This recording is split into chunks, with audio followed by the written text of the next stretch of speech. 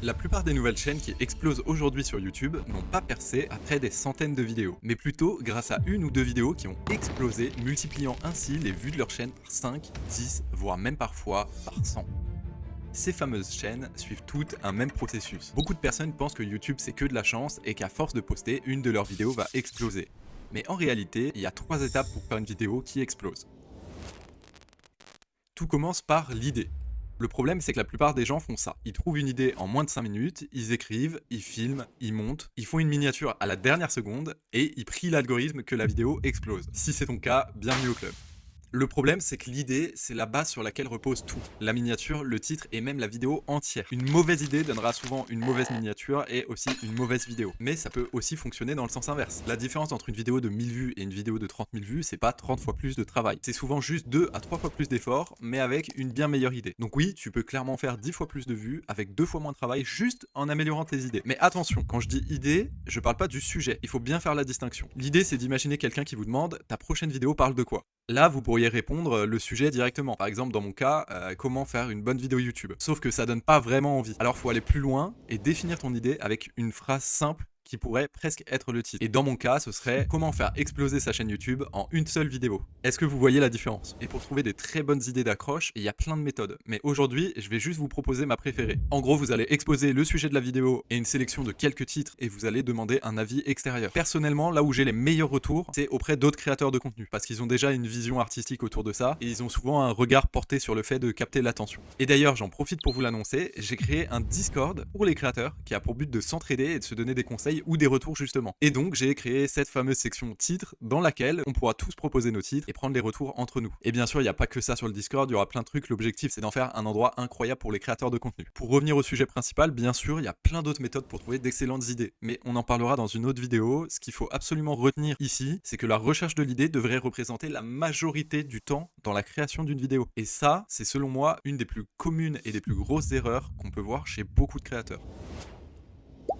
Si l'idée crée le titre, la miniature visualise le titre. En gros, la miniature et le titre, c'est un combo qui va ensemble, qu'on appelle le packaging, l'emballage en français. Et ici, la priorité n'est pas forcément d'avoir des beaux graphismes, mais plutôt de jouer sur la psychologie du clic. Une bonne miniature doit créer du FOMO. En anglais, c'est Fear of Missing Out. En gros, la peur de passer à côté. Et pour créer cet effet chez le public, demandez-vous toujours ce que vos spectateurs recherchent et adaptez-vous. Par exemple, si vous faites du divertissement ou du sensationnalisme, jouez sur la surprise, la peur ou l'attente. En revanche, si vous faites du contenu éducatif, ciblez l'aspect nouveau, inédit ou professionnel. Ce ne sont ici que quelques exemples, mais retenez que le meilleur moyen de faire cliquer un spectateur est d'attiser la curiosité. Et encore une fois, la meilleure méthode pour taper juste à ce niveau-là, c'est de proposer plusieurs miniatures et de voir laquelle les gens préfèrent. Vous avez bien sûr la version A/B testing proposée par YouTube, mais si vous voulez encore plus d'efficacité, moi ce que je vous conseille, c'est encore une fois de la proposer à vos amis ou à des gens de la communauté qui pourront vous répondre en amont. Je veux vraiment appuyer sur ce point parce que je sais que souvent les petits créateurs font leur miniature en dernier et ils ont tendance à la bâcler. Et j'ai été le premier à le faire par le passé aussi. C'est juste que quand on vient de finir une vidéo, on n'a qu'une envie, c'est de la sortir et de voir les résultats. Et c'est pour ça que dans cette méthodologie, on l'a fait avant même de tourner la vidéo. En plus de ça, parfois sur la miniature, on va vouloir jouer sur le mystère, sur certains tricks, etc. Et dans la manière dont on va écrire notre texte par la suite, ça peut clairement influencer et aider à créer une vidéo plus cohérente.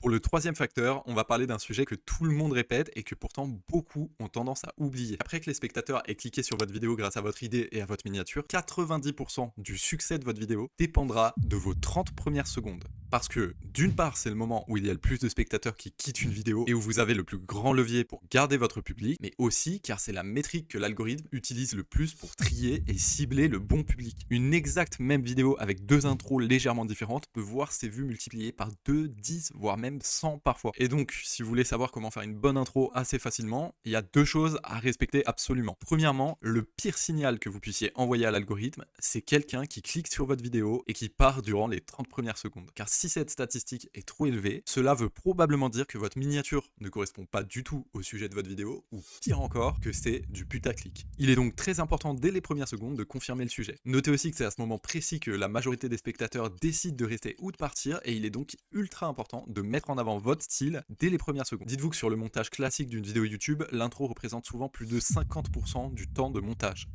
Deuxièmement, l'intro doit absolument créer l'envie de voir la suite. C'est ce qu'on appelle le hook, hameçon en français, car une fois pris, impossible pour le spectateur de lâcher la vidéo. Et pour avoir un bon hook, la méthode que tout le monde utilise, c'est de créer une boucle ouverte. L'idée, c'est d'exposer un sujet, une idée ou une promesse, tout en ne dévoilant pas la partie la plus importante. Par exemple, comme ça.